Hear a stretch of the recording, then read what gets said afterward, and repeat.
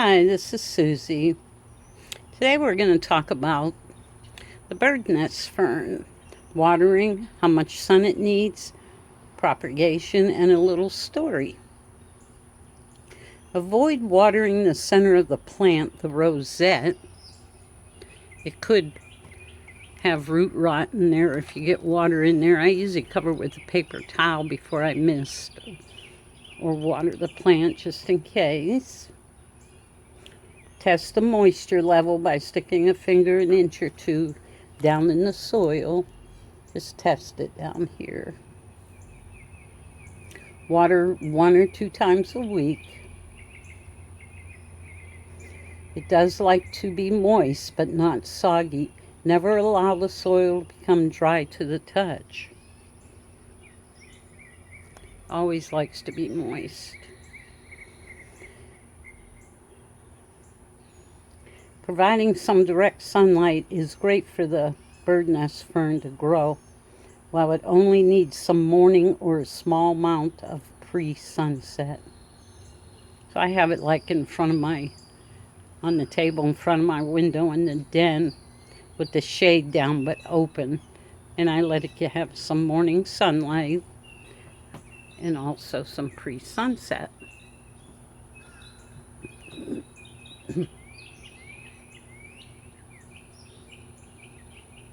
The sun can cause the fronds to become pale or have scorch marks on them if the sun is too hot.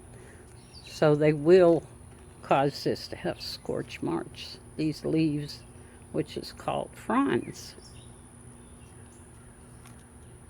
Very pretty green.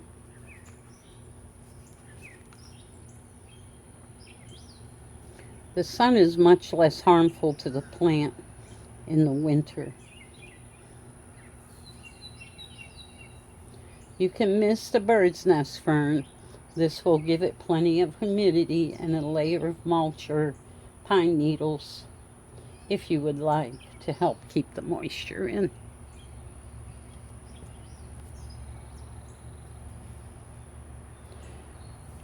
Bird nest fern reproduces through spores, which appear as little brown spots on the undersides of the fronds. I don't have enough right now to do that. I have a few in here starting. Let me see, where did I see? Just a little bit of brown dots there.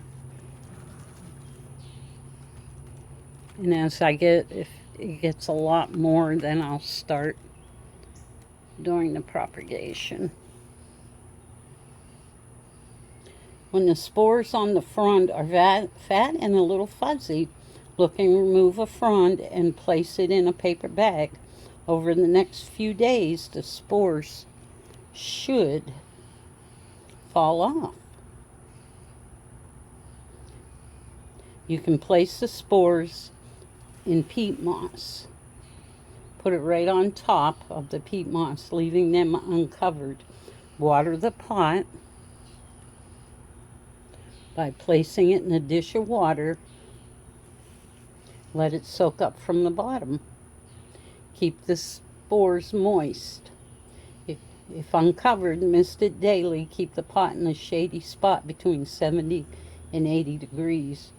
Ferns grow best in low light. Sorry for moving the camera right around so much. The bird nest fern is a popular, attractive fern instead of the feathery foliage that are associated with ferns.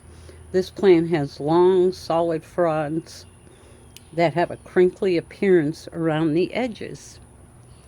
That one's starting to curl. There we go. It gets its name from the crown or center of the plant that resembles a bird's nest. It is an epiphyte, which means it grows clean to other objects rather than in the ground. So this is a very interesting plant, my first time having this plant. And I did some research on it, a lot of research. you have any questions or comments, just put them in the comments below and I'll answer them for you. And I thank you so much for watching. Bye-bye for now. We'll be talking about the Frosty fern, how much water it needs, sunlight, and also we're going to be doing some propagation. Frosty fern loves water. When it is in active growth, water about twice a week in the winter months. When growth slows down, water about once a week. The soil should be kept moist, but not soggy. Do not allow soil to dry out between waterings. It has beautiful white tips on it. Very pretty plant. It also needs to be provided with high humidity that a frosty fern needs. Also put pebbles in your tray, add a little water to it, place your pot on top for extra humidity. So what I did here was, in this tray, I put some rocks and a little bit of water down in here and sat the fern on top. Provides it with extra humidity. Inside your house, a frosty fern needs bright, indirect light. So you can either put it in filtered sunlight from your window, or I have LED light. I have it on right now for this one. Outside, it needs a shady area. If you treat your fern right, it can last for years. Also, it has aerial roots that will attach to the soil. So down in here, there's aerial roots. All this right here. These come down and they attach to the soil. Right in here. Propagation. Snip off a section of stem, put in moist soil to maintain the high humidity that it needs. Cover with a dome or plastic cover will root within a few weeks. So I already cut off some of these pieces off the fern. I'm gonna moisten the water, the soil, and stir it up a little bit. And I'm gonna make a little area here for this one.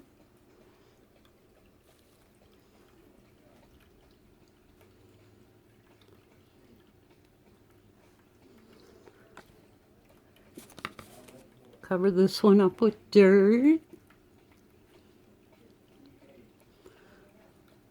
And let's see, I'll make room for another one.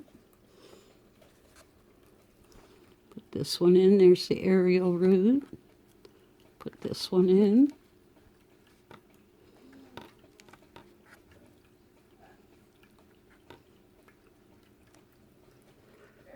And I have another piece here. Let's see, put this one in.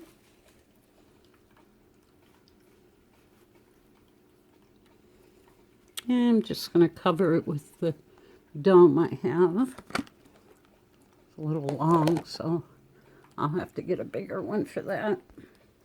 And that's about it. Leave it inside there. Let it get some humidity from the water. I'll spray it every now and then with the spray bottle. And I want to thank you so much for watching. Bye-bye for now. If you have any questions, just leave them in the comments below. Thank you. Hi, this is Susie. This is a Dracaena lemon and lime plant. How to care video. I'll be doing a series on some of my plants on how to care for them. This plant prefers its soil to dry slightly between waterings. If the soil remains too wet or too dry, you will see brown tips on the leaves. Fill the soil of your plant once a week. If the top 1 to 2 inches is dry, then your plant is ready to be watered. Dracaenas require less water than most indoor plants.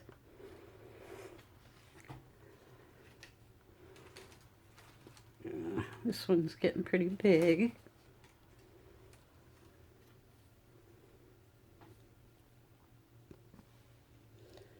Does a Dracaena need sunlight? No, it's filtered indoor light through a sheer curtain in front of a sunny window or a semi-shade spot is an ideal location. Never place a Dracaena in direct sun. It will scorch its foliage.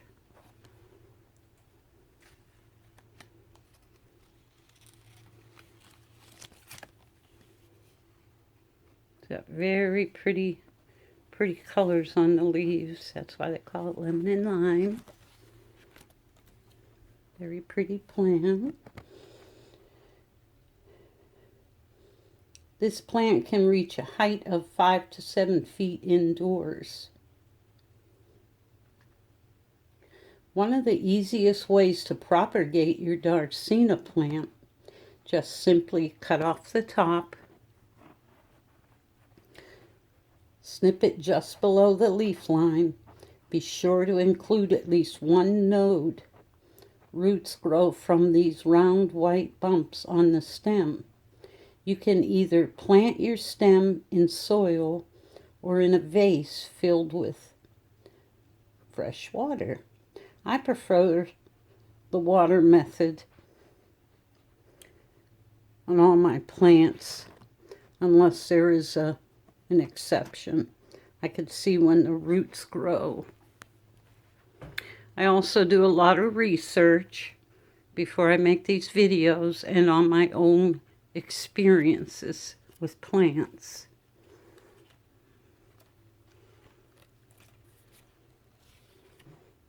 So this plant can grow pretty big.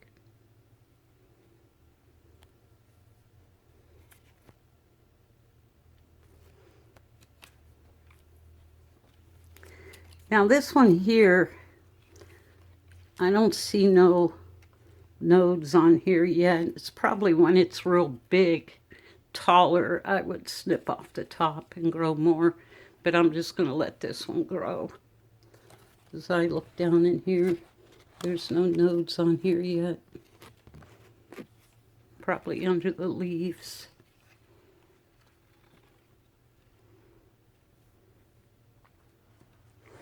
And I'll be doing another how to care for video on my pencil cactus. And I'm going to do one on bird nest fern. So that'll be my other two coming up. And I thank you so much for watching. If you have any questions, leave them in the comments below. Bye-bye for now. Hi everyone, this is Susie. Today we're going to talk about the ponytail palm and how to care for it. And at the end of the video, I will show you how to propagate this ponytail palm. How often should you water a ponytail palm? Allow the top 2 to 3 inches of soil to dry out between waterings. Then give the plant a good soak. Indoors, you will probably end up watering your ponytail palm every 3 to 4 weeks. Can a ponytail palm take full sun? Ponytail palms prefer full sun or bright indirect light. Temperatures above 45 degrees at night. Full sun is best for the plant, can tolerate lower light, and will just grow more slowly. I prefer like a filtered sunlight, so your ponytail palm, the leaves won't get brown tips. Not to scorch the leaves. How tall does a ponytail palm get? Other common names are bottle palm, elephant foot tree. The enlarged base resembles the elephant's foot.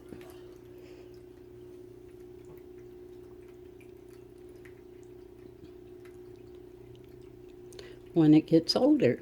Getting back to how tall this plant can get, in the ground, this plant can grow 20 to 30 feet tall, but in containers remains much shorter. So this is more of a succulent or a tropical plant, so it should be pretty warm outside if you put it outside. But I prefer it indoors. Brown tips could be a sign of over-fertilizing or underwatering or too much direct sunlight. The ponytail palm is non-toxic to dogs, cats, or humans. So it's non-toxic. So this is a good plant to have as a house plant. Now with propagation, all these under here, let's see if we can get under here. There are little extensions that come out of the plant. Right there. You take a sharp knife and just cut that off. Right from the adult plant, they should be at least 4 inches tall. Newly potted pups do not overwater the palm. Water every 2 weeks or so. I use a Miracle Grow, or you can use a cactus mix. So I already cut one off, and I wet the soil, and I just stuck it right in there. And that's the new pup from the mother plant. And this is what the trunk looks like. You want to keep the dirt away from the bottom of the trunk, like that. Let that all show, so nothing happens to it, so it won't rot. And this got pretty big. This is a real pretty plant.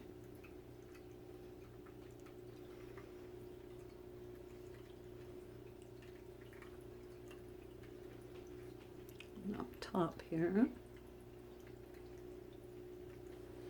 And I want to thank you all for watching. And have a great day. Bye-bye for now.